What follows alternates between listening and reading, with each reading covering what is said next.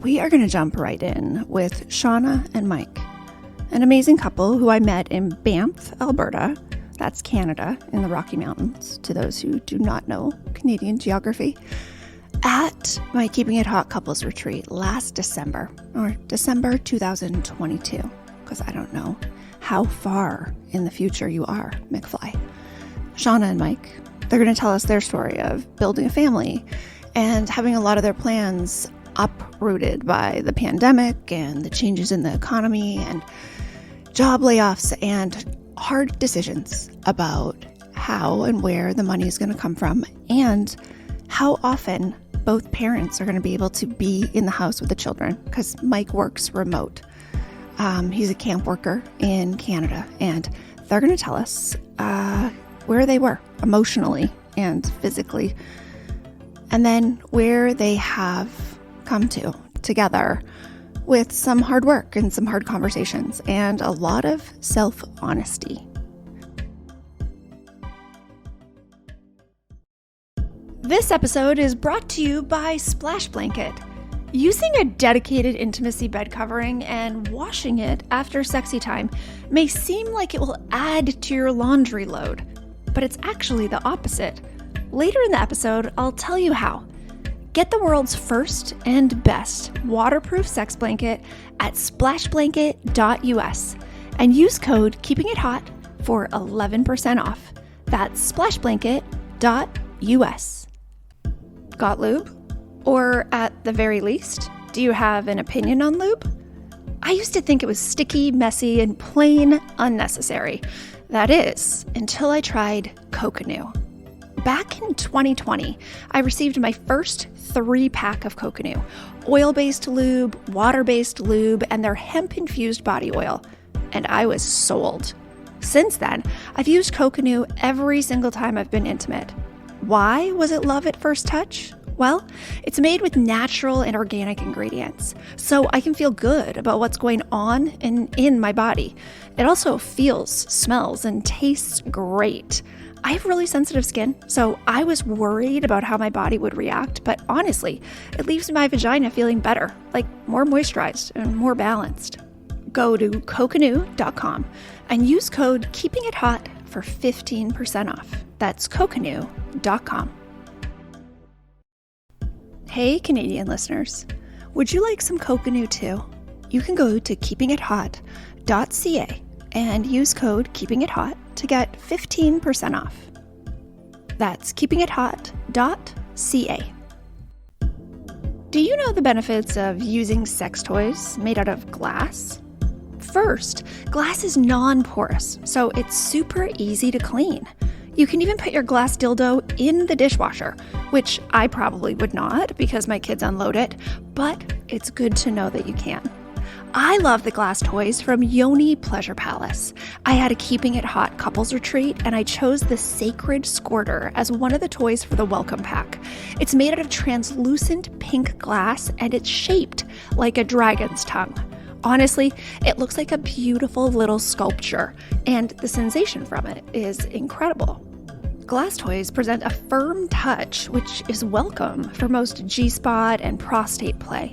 And they often have special nubs and ridges for a whole different sensation. And did you know that you can also put glass toys in the fridge or preheat them with warm water to completely change the experience?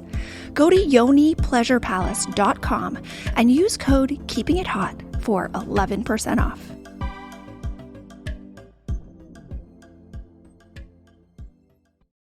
If you haven't already, you need to grab Keeping It Hot, the workbook. In a perfect world where we all got incredible sex ed and were free to explore our bodies in a natural and safe way as we grew up, hot sex could naturally be a side effect of a great relationship.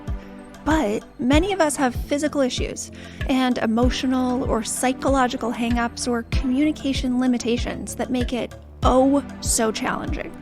The workbook is filled with fun, easy exercises to act as icebreakers to open up new conversations in and outside the bedroom.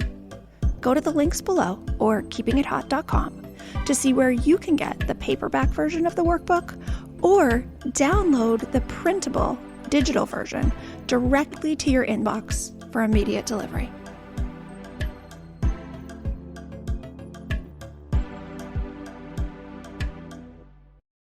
Tell us about the two of you and your family and a lot of the things that you shared with me, like, how life is really busy for you all right now. Yeah. Well, we live in just outside Edmonton. We got 3 kids, 14, 12, and 4.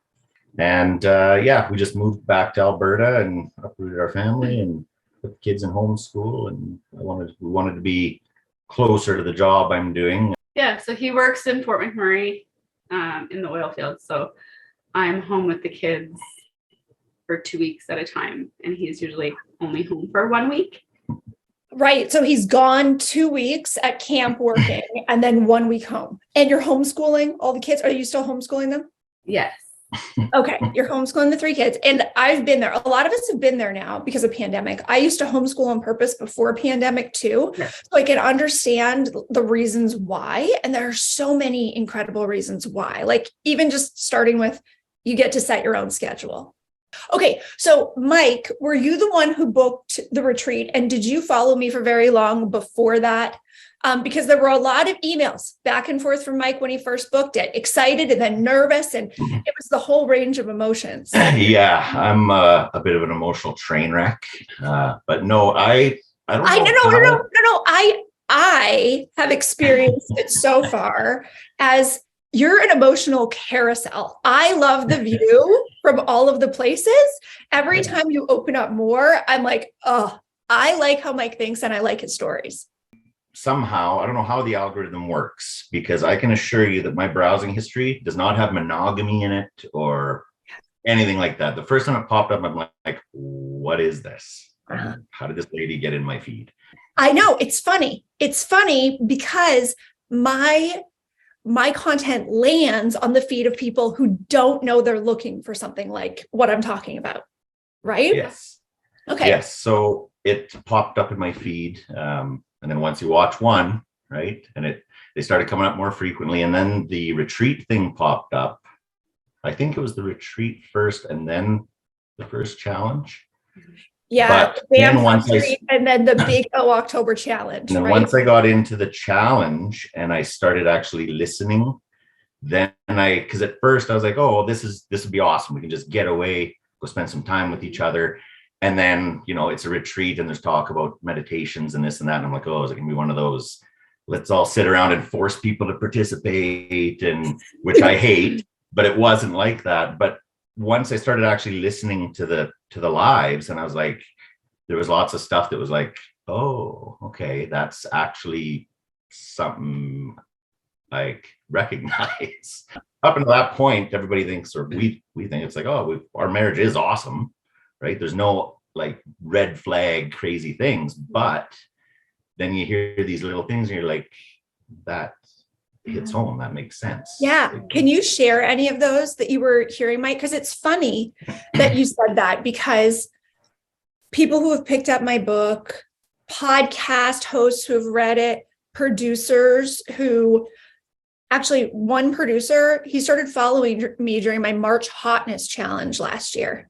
I don't know if you guys have seen it yet, but I do this bracket every year where I compare sexy things. We set it up like the NCAA bracket, and we have head-to-head votes, like showdowns every night, like doggy style versus spa day, like what's hotter, or missionary versus having the whole house to yourself for the weekend.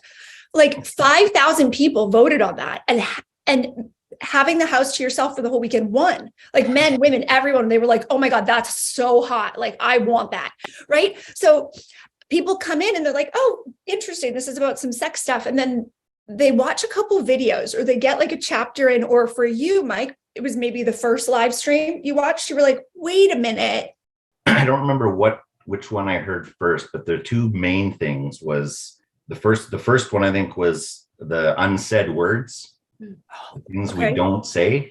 And then the second one was While you're thinking of that second one, tell me more about the first one. Tell me more about the unsaid words. What did I say, or what did you hear? And then what came up in your conversation after? It was either in the book or in the challenge. And I remember you had said that you and Manny don't fight. Yeah. Or you didn't fight. Yeah, we didn't. Like, we do now a little bit, which is actually, it's actually kind of a cool thing because it's actually healthier to go back and forth. And so that made me think, because I was like, we've been together for like close to 15 years, I think. And we've never had a blowout, never had a, even it's, you know, there'll be little annoyances and little snits, right? Yeah. But never like, and I judge that as a metric of, oh, our marriage is the best marriage out there. But then I started thinking about it. Yeah. And it all tied into all the bullshit I've been putting myself through the last bunch of years, where I don't tell her how I'm feeling. Right. And yeah, I'm doing stuff and trying to look after her, make sure she's taken care of. But then I'm miserable because I'm not venting anything, which in turn affects the whole household because I'm just in a shitty mood all the time. Yeah, Mike, will you tell us even more about that? Because giving details about your specific situation, just as much as you're willing to share, right? Like it's stress at work or this or that. Giving the details quite often allows people to go, oh, that's how that shows up for me. That's what I do. Okay, so the shit you've been putting yourself through for a couple years, right? Okay, let's just pause there for a minute, because we have an incredible tolerance for discomfort, incredible tolerance, right? If we were to actually tune into like how our body feels, or like physically or emotionally, or our level of stress, or like to just go, wow, I wonder what my heart rate is right now because I feel like I'm racing, right? We have a remarkable tolerance for discomfort, and we have a remarkable aversion to feeling too relaxed or feeling too joyful or feeling, because we think that that's when the rug's going to get pulled out from under us, right? Or that's when we're going to realize, oh, you don't have your ducks in a row, huge tax bill, or like that you have to be on guard in order to be safe, right? Yeah. So our nervous system is very, very up, right? We're really, really pretty tightly wound. So Mike, details that you're willing to share. I was about 11 years into a career with a company, a surveying and engineering company. And they'd gone through some ownership changes and, you know, management.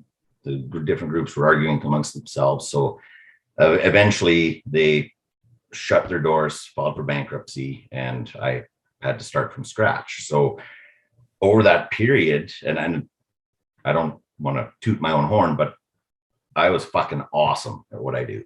Yeah. Okay, wait, pause. I mean, that's one of our jobs. This is one of the things I used to tell my athletes, my skaters, right? Like 12 and 13-year-old girls is where I would really try to reinforce this, because little kids will be like, I was the best. And then it starts to change a bit, right? And then you start to not think you're good at anything, or if you are, you should admit. So you're kicking ass at your job. You're like, you are delivering. You've been there 11 years. You're learning. Amazing, right? Amazing home life balance. I was 1 week on, 1 week off. Like everything was perfect. The money wasn't as good as I was really wanting because they. Okay, wait. So but right now you have the good things about the job. You really have a lot of you've really shined that up. So let's just go. And you weren't making as much money as you should have been. Like, let's just, even it out a little. Yeah. Mm-hmm. So I had to start over. So I started looking for jobs, and this is at a time we just had a change in government here. The economic stuff was not looking the best. So I was applying for jobs, and I was applying for dozens of jobs. And over the course of 6 months, I got one call back. So I was like super hard on myself because I thought maybe I'm not as good as I think I am. Like down, like really down, right? Yeah. And because I had talked to people about my resume. So I changed my resume, and I was applying to different kinds of jobs. And just given the economic climate, people could hire a professional engineer with 30 years experience for the same money as me. Right. And that's, I think, what the problem was. So anyway, during that time, though, we're also going through So no income, close to losing our house, asking people for help, which is another thing I don't do well with. Right? Yeah. Yeah. So all of those things add up. So then I got a new job. Eventually I switched up and I started operating heavy equipment with the understanding that I would get back. They slowly moved me into like management role, which because it ties into the field I was in. I'm getting into that spot now. I just part of one of the homework things the other day was one of the challenge things was to say or tell somebody something that you're uncomfortable. So I went to the bosses and I said, okay, I'm ready to take that guy's job, the superintendent, because he just got a promotion. So I did that. So I'm getting there, but the home work balance is not good. Like I'm gone. I don't like being gone so much. So now that's the trade-off, right? So, right. But yeah. So anyway, over this whole time, as I got harder and harder on myself, I did the things I like to do less and less, because it's easier to feel shitty than it is to try and turn it around when you're feeling that way. It's easy to stay in the shitty feeling. It's inertia, right? Right. It's easier to stay in the discomfort and the agony, right? And even your thought patterns keep going and going. And they're just, throwing salt on the wound, right? And maybe you suck even more than you thought, right? It's just like all of us, our inner critic is so similar in that like it talks like a third grader. And it's like, you're dumb. No one likes you. Right? Yeah. And, so I had this new job and we're moving my way up, but I still had those feelings, and I spend the gross majority of my time I spend alone, because I'm up there, and at nights I'm in my camp alone, and at work I'm management. So I don't have the camaraderie of the whole group. So I don't have a lot of connections. So at night or whatever, there'd be nights where, you're just up all night thinking these shitty things about yourself. Right. Okay. Which is like Taylor Swift's Midnights, a recent book that is from a writer friend of mine who's also a songwriter, Conversations with My Other Voice. For so many of us, it's like that voice that keeps us up at night, telling us really, really awful stories that are kind of boring though, too. It's like, you just like low key suck. Don't you know? You just like, you know what I mean? It's just like so mediocre. It's not even creative. It's not even like you are like the greatest villain to ever live. Like you're that bad. It's the same thing over and over again. Like, she doesn't love me. She's going to leave me. I'm going to lose my job. I'm this. I'm not spending enough time with the kids. Like, and it just goes round and round. So, Mike, so it's like, okay, I need to be doing my work here to make more money. And also, because I am away from the house for 2 weeks at a time to make this money, because I love my family so much. Because, that's one thing that the parent, as soon as you and Shauna walk in a room, Mike fucking loves Shauna. Like, up, down, sideways, like immediate, like boom. Okay. And you're like so certain of that it's easy for your ego to come in and poke at that spot and go, she's going to leave you. It's not going to matter. And then you're going to lose your job and you won't have your family to go back to. Right? Like, do you guys have pets? Yeah. Okay. And Mike, does your voice say, yeah, and she and the kids will keep the dog, of course? Like, I'm okay with that part. Yeah. Okay. You're happy with that part. I just assume. But yeah, it's just it'll every little detail, right? It finds a way to pick away. So anyway, that's where I was. They say you can't teach an old dog new tricks, but in the bedroom, there's always room to learn. Show your willingness to try new things with the After Dark workshops. They're private, recorded, guided pleasure practices from trained tantric coaches and sex therapists. Go to keepingithot.com for our single workshops and bundles. Topics include oral and manual for him, oral and manual for her, intro to dirty talk, intro to squirting, secrets of female pleasure, control your ejaculation masterclass for men, and more. Workshops start at $25. It's the cheapest and sexiest date night you can get. Check out the After Dark workshops at keepingithot.com. And I've been doing this for like the remote work thing for ever before the kids were born. Yeah. And if somebody would have told me, like I had a 3-year plan 15 years ago to work up there. Yeah. And if somebody would have told me, like, and at that time it was not even on anybody's radar, but nobody ever mentions the aspect of your mental health, of the isolation of being up there. Like that's not a thing. And it's up until recently, men's mental health wasn't really a concern anyway, right? Right. We That just wasn't thought, the thing men needed to worry about. So yeah, so it's been an because they don't eye-opener. naturally have as many feelings, right? No Yeah, emotions or anything. Right. Like, ooh, men feel two things, tired or hungry or horny. That's one of the interesting things. This is something that surprises people all the time. When I say 80, I used to say 80% of my DMs and emails were for men, but now it's like 90%. It's men coming into my DMs going, hey, I just want to say thank you for your content. I saw a couple videos, sent one to my wife, opened up a conversation that had a different outcome than normal, right? We're very good at having mediocre conversations that don't go anywhere. We're very good at pretending to have conversations that don't actually improve communication.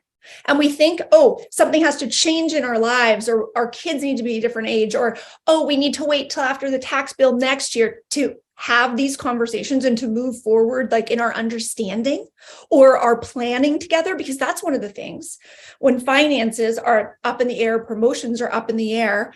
I think a lot of families do this in different ways, right? Whether they're working a couple jobs or shift work or running around, or someone is actually living apart from the family, right, for weeks at a time. We then make money an even more powerful controlling force over what we're doing than it should be, right? Than it is. Like, I mean, there's the 3D reality, like we're giving money to like get groceries. We're like paying our electric bill or our hydro, right? But when the getting of the money feels so hard, like there's such a take, or there's such an expense to the family and the time together. And you guys told me this when we were at the retreat in Banff, that when Mike comes home for the week, right? He's away for 2 weeks working. And when he comes home, you guys like try to pack in as much.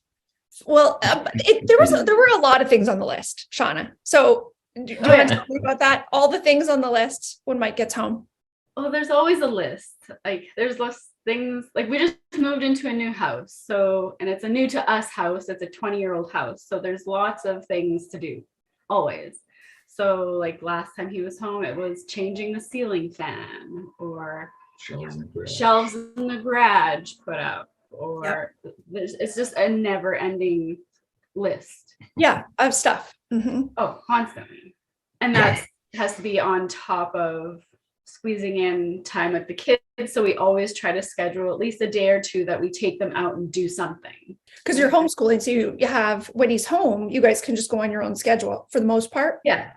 Yeah. Like they do their schoolwork. They're usually done by 2:33 in the afternoon. The nice thing with it is that, okay, if we get a little bit ahead today, we'll be done even earlier tomorrow, and we could go do whatever. Right. So yeah, we try to keep them on their regular schedule for school stuff, but so there's that too, like get your school stuff in, or we try to get ahead before dad gets home. So there's not as much schoolwork to do while he's here. But out of the way. Right. It sounds like there's sort of like a hurry up, like a rush before he gets home. Yes. And then when he's there, is the pace just go the whole time? Or what is it like then? Yeah, but we have our dad, like we always, when he's home, it's more, we try to have more family time together. So we have family movie nights. And like I said, taking the kids out to do things. For me, from my side, there's always never enough time. Yeah. I'm so worried about time all the time. Okay, so question about time. Because really, time only exists when we think we're not giving enough to the people we love, or that we're not getting enough for ourselves. So it's always relational. Okay. So like, let's forget about like the number of hours in the day. Who do you feel like you're not giving enough to when you're home? Because that's more what it sounds like. Probably the older kids. Okay. Like because I've done this since before all the kids were born. the quality time when they were little was there, but now they're getting older and it's too easy. And it would be one thing if they weren't interested in it, but when I think back, there's definite times, lots of them, where my son has come and said, "Hey, you want to do this?" And I'll be like, yeah, let me just finish putting this shelf up. Okay. Mm-hmm. And then next thing I know, the next day I'm like, oh fuck. Yeah. I didn't go back downstairs and follow up on that.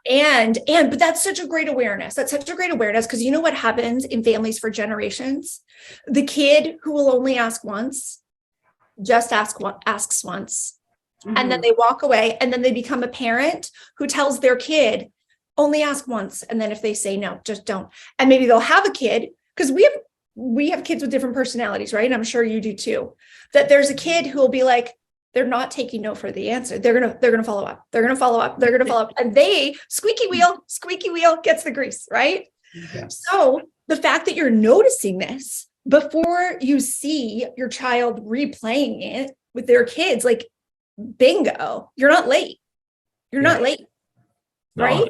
I say that to him all the time. I'm like, you're not doing anything wrong. Like, and if you're aware of what's bothering you, then you have the time to correct it and address absolutely it. And with my kids, my overwork and stress and dissatisfaction in my marriage, everything used to come out sideways as a raging yell at my children for like a minor thing. Like Luke was, I think, 3, and we were rushing to get out the door, and I was like, put on your freaking hoodie.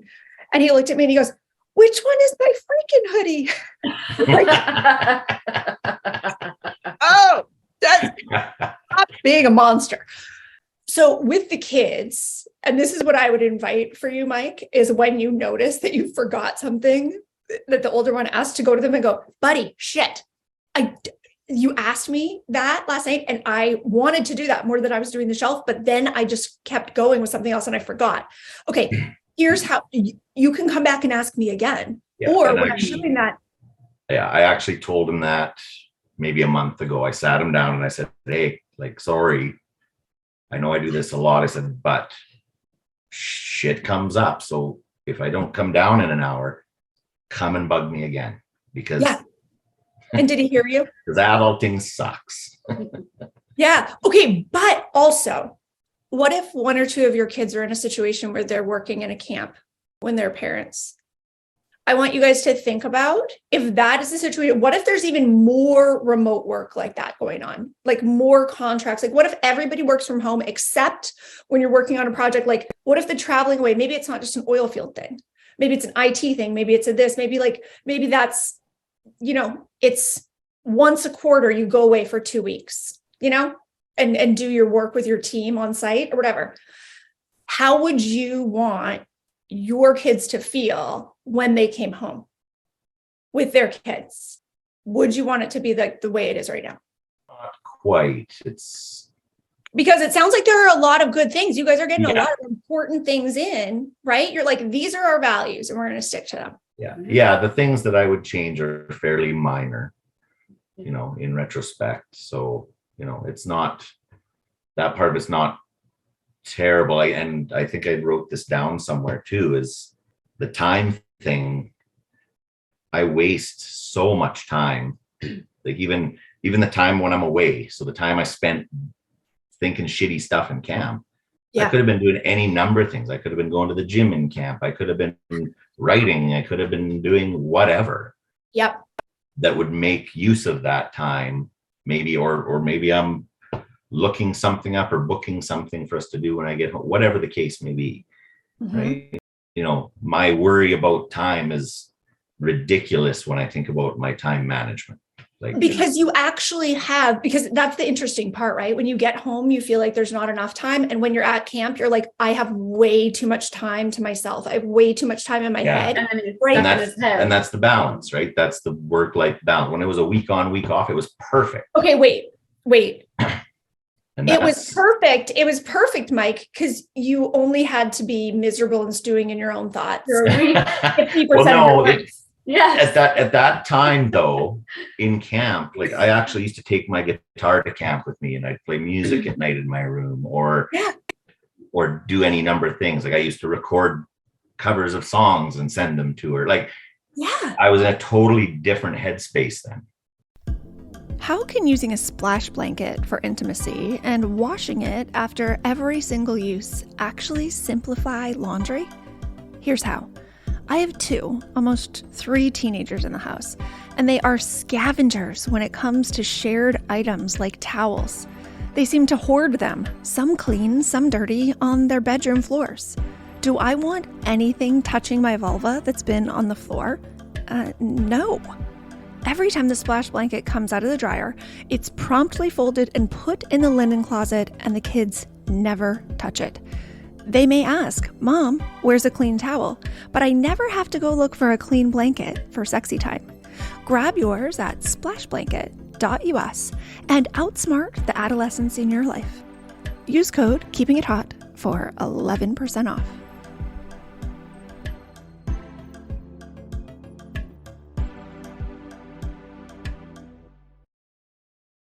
There's something that we all do. I'm so glad that where these details are coming out, because there's something that we all do that you are at camp and you feel like it's like there's a bigger downside for your family with you being away for 2 weeks at a time, right? It's like double the inconvenience or half the time, or like we can look at it in a number of like numbery ways. Mm-hmm. All right. So here's this thing that we often do. And I still am sometimes the champ of digging into the hardness of a situation and really, bracing myself for how hard and how much of a compromise or sacrifice it's going to be. It's like, Mike, when you go up there, you're like, Mr. Serious, get it done, bring home the bacon. It's like, do you feel like it would be a disloyalty for you to enjoy your time up there? Not really. Like I do feel some guilt because I'm up there not having to deal with what's happening here. I don't have to deal with the kids homeschool, and I'm leaving her to shovel the driveway or the kids to shovel the right. And that's what I hear more than pride that you found this job where you in a shit economy and changing politics and changing policies, and you're doing work that you're good at, and there's a path for management rather than pride for all those things, right? I hear more guilt that you're gone. Yeah, pretty much. Right? Okay, so if you're going to feel guilty for being there, you should quit that job. If you're going to keep the job, you have to turn down the dial on the guilt. Yeah. That's it. And when you're playing the guitar, I mean, you can't be in creative flow and in shame at the same time.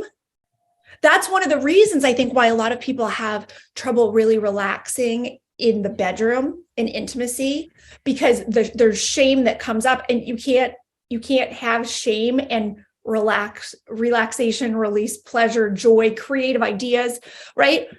You're not even going to come up with like the best jokes if you're like in a shame spiral, right? It's going to be when you're feeling a little. You don't even do those things. That's what I'm saying. Like I just stopped doing them.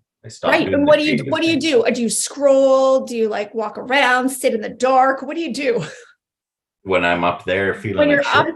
When you're up there feeling like shit, do you have too many beers? Do you scroll? Dry camp. No booze. Dry camp. Okay. Well, okay.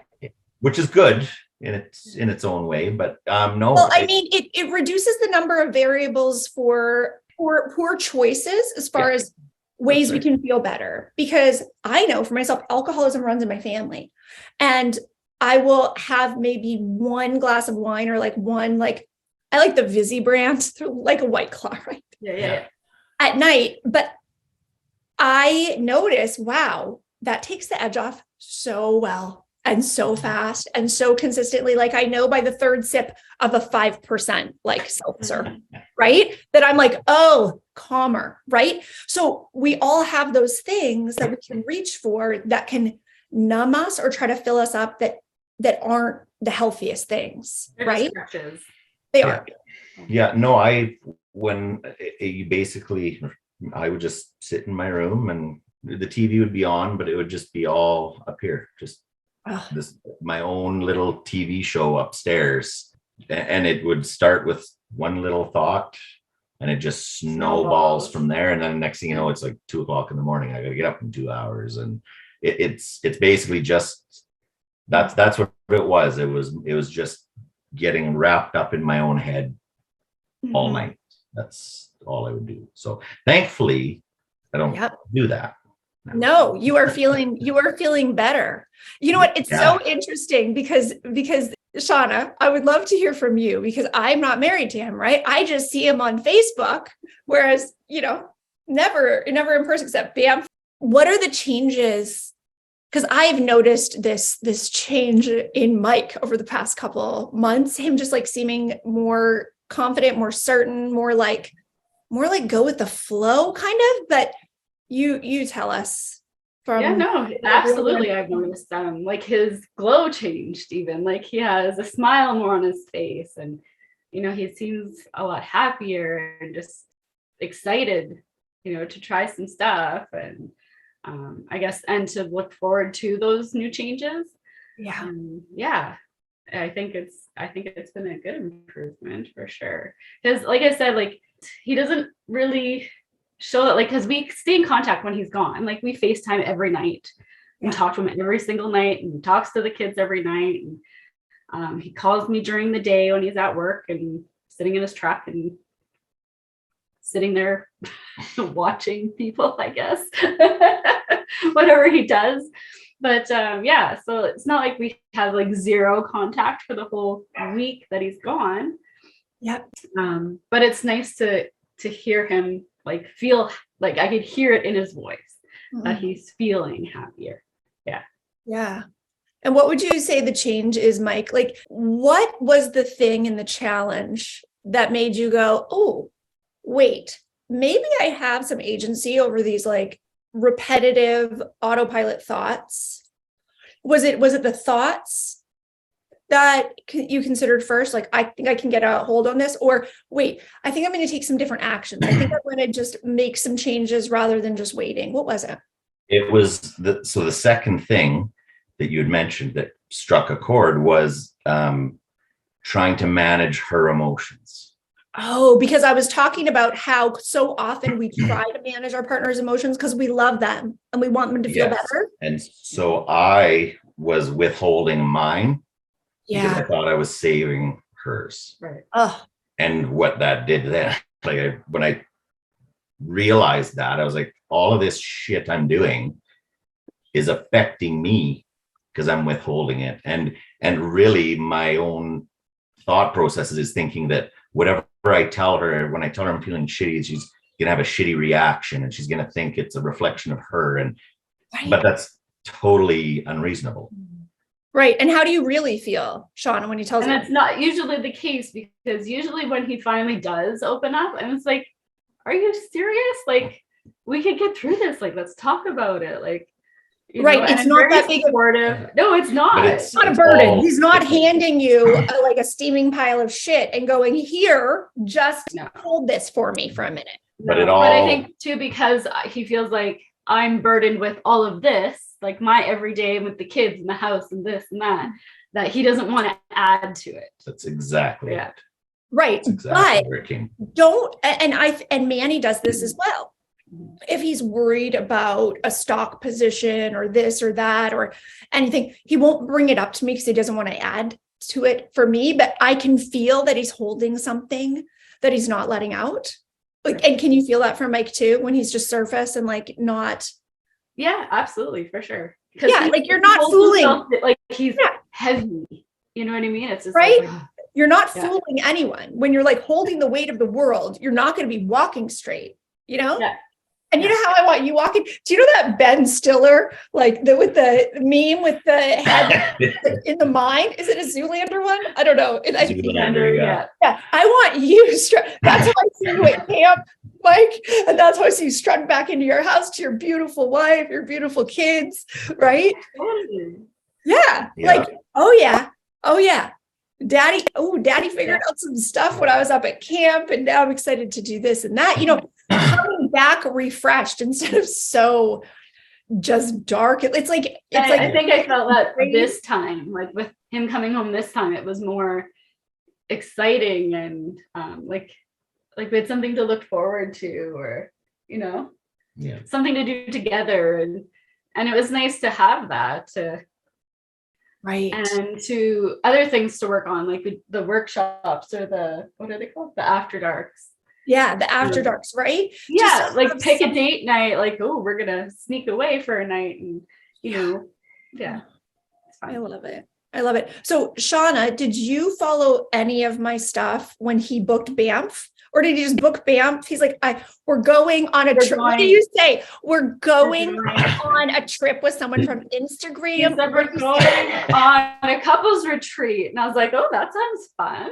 Like, yeah. And then I think I showed her one of your reels or something like that. I said, oh yeah, this crazy monogamy lady on the interwebs we're gonna meet her in Banff. And Shauna, what did you think? Honestly, I was like, yay, I can't wait. Like, we don't, like I said, we haven't been anywhere by ourselves in 7 years. Yeah, so you were like, okay. I was like, yeah, let's go.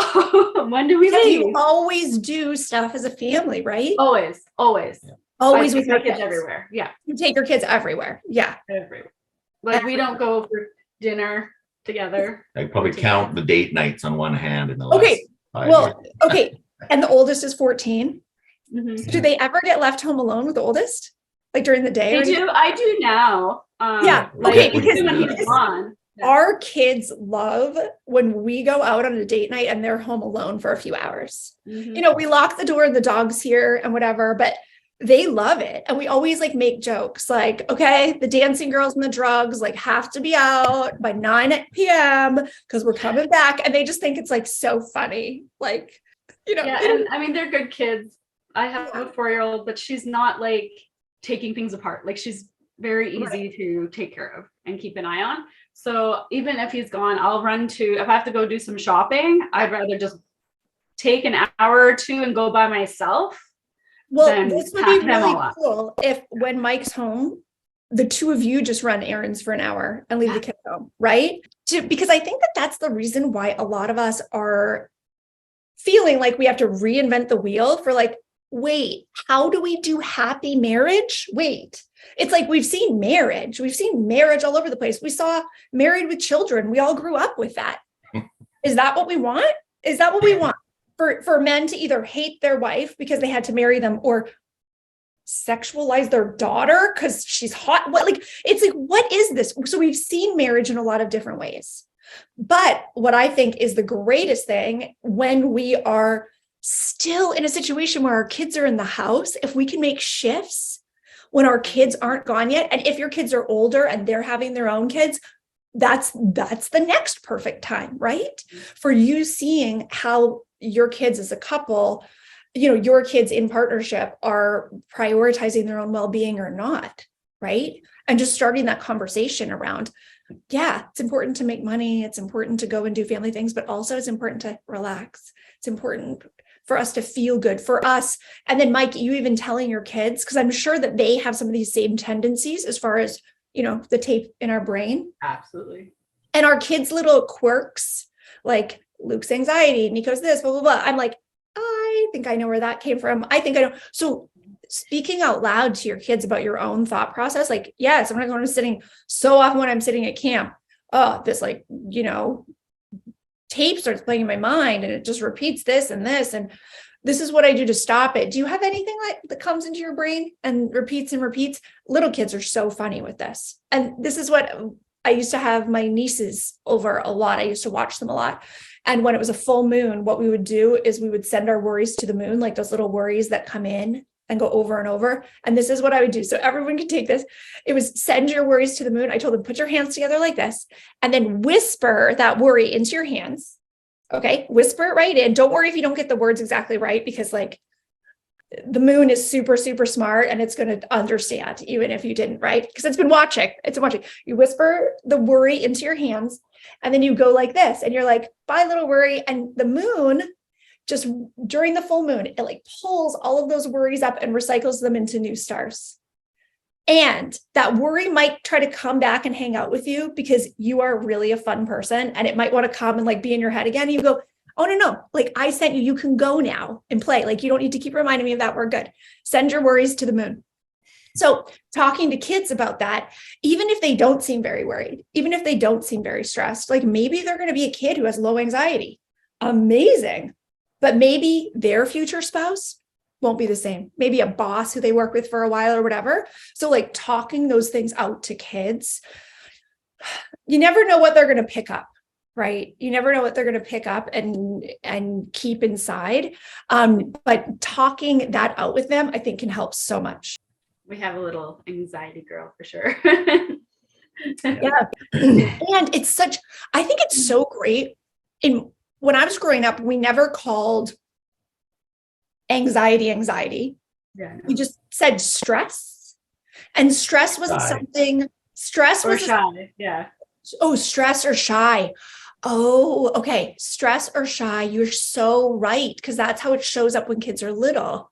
Mm-hmm. And I didn't really have anyone in my family who was shy. My family is like super suspicious of introverts, so whenever we have one to marry in, because, when you have one who's born into your family, they're not introverted to you. So like, you don't really realize, right? But yeah, stressed or shy. And I used to just think that stressed was something that not lazy people felt. Yeah. Right? And I was like, okay, it's proving to me that I'm not lazy because I'm like, I have things on my mind that I need to do. It's like, I thought lazy was you just like, don't give a shit about anything. So I thought, oh, the more shits I have to give, like the better, like that's how I would try to prove my worth to myself. And just taking a look at these things. And it's funny when I like say something like that to my kids, like my 15-year-old go, that was really dumb that you thought that. And I'll go, I know. I said, you don't have that thought? No, I'm like, good. I did some good work with you because you don't have it. So before we wrap up, when you all were coming to Banff, were you like, all right, I don't know what to expect, but it'll be fun? Or just like, had you already met some people in the Facebook group? What was that like? No, I mean, I think had seen some people comment that they were going, but yeah, it was like show up and see what's going to happen. Like I said, I didn't know if we would fit in. Like, I didn't know what to expect. Like it was cool to see such a broad range of couples, like people that have been together for 20 or 30 years, married, kids out of the house. And then there's, people that have been married a few years, and then we're somewhere in the middle. Like it was a pretty cool, diverse group. And that I didn't even like I said, I didn't look into anything. I didn't see the book. He had sent me, was it the website or? I think so. She saw the picture of the hotel and then she was in. She's like, yeah, let's go. When he sent me the link, I was like, oh, I should send it to my best friend. She might be interested. Like they like to go away a lot. So I just sent her the link, and she opened it actually and looked into it before I even did. Yeah. And you were standing there holding your book with swing on it. And she was like, where are you going? She's like, do you know what you're getting into here? Like, is Mike not telling you something? I was like, what? Or she said, are you trying to tell me something? I was like, what are you talking about? So I went in and opened it up and looked at it. I was like, oh, like what? And then I was like, what is this? Like, where are we going? And then Mike, were you like, I already have the information. It's not a swingers. Or were you like, Yeah, I was like, no. And I hadn't read your book or listened to it at that point. Time. So I was like, no, but I've been assured that that's not what this is. I know. And it wasn't. So yeah. And it wasn't. And since then she's listened to the book as well. And so so it's we didn't really know what to expect, but we knew that it was regardless of what the retreat part of it was, we knew we'd be together, spending time, heated outdoor pool, like how could you go wrong? We're like, we're good, we're in. And so what ended up being your favorite parts of it? I think meeting all the people and making that connection with people you don't know. You know, like even like over the pandemic, we weren't really huge on, oh, you can't come over. We had people over all the time. Didn't matter to us. but you hung out with those like you kept the same group of people. You know what I mean? So it was nice to meet new people and learn things about other people that you've never met before. And the group was the perfect group because we had COVID cancellations right before and all these things. And I was like, no, it's going to be the perfect mix. And it was like a variation in ages, but everybody was coming together, just open-minded, right? Yeah. And for totally different reasons. Not everybody was there for the exact same reason. Yeah. All different, right? And a lot of people were like, I just want to do something different, or I want something more. I think for a lot of people, they were like, I'm not exactly sure what I'm going to get, but it's sort of this feeling that I'm pretty sure is going to be there. Oh, because I remember laying there and we were just like, we need to do this like all the time. How can we do this all the time? What if you just say, you're away so much for work. What if you say, you and Shauna are going to go away twice a year together, just the two of you, right? And then you can keep your weeks the same. Like, oh yeah, this is family time. But even once a year would be right? drastic. It had been 7. Right. Yeah. It had been 7 years, right? Yeah. Oh my gosh. Amazing. This episode is coming to an end, and I don't want it to finish before you take action. Take a screenshot of this episode and text it to your spouse. Let them know you're thinking of them and how you can better your relationship. If you both need a little hand-holding, grab Keeping It Hot, the workbook, for fun, low-pressure conversation starters to get to know each other on a whole new level. Or if you want to rip the Band-Aid off, if you want your dynamic with your partner to take a leap forward while you also dig deeper and fast, read Swing. The audiobook is on Audible, and I narrate it. You can also request the paperback or the ebook from your local library. Whatever action you decide to take, be proud. It takes courage to move the plot of your story forward, even just a little bit, and small steps every day really do add up. Keeping It Hot with Ashley Renard is a production of Manitoba Woman Media, produced by Elizabeth Krause. Original music by Echo Drop. Production assistance by Lauren Petraglia.